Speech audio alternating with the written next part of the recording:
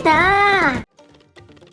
Emosyonal ngayon ang maraming pageant fans matapos kumalat ang isang eksena sa MGI All-Stars 2026 kung saan ay hindi napigilan ni Fuchsia Ann Ravenna ang maluha habang nagkukuwento si Gazini Ganados sa kanilang isinagawang closed-door interview.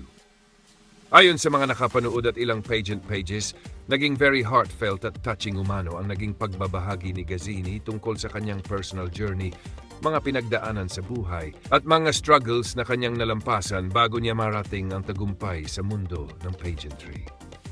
Habang nagsasalita si Gazini, kapansin-pansin naman ang pagiging emosyonal ni Fuchsia Ann Ravenna na tila talagang naantig sa mga salitang ibinahagi ng kapwa Pilipina Queen.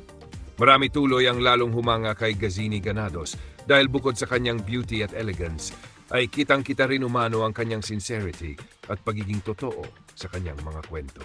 Ayon pa sa ilang netizens, isa raw ito sa mga dahilan kung bakit maraming tao ang na-inspire kay Gazini dahil marunong siyang gamitin ang kanyang platform upang magbigay inspirasyon sa iba.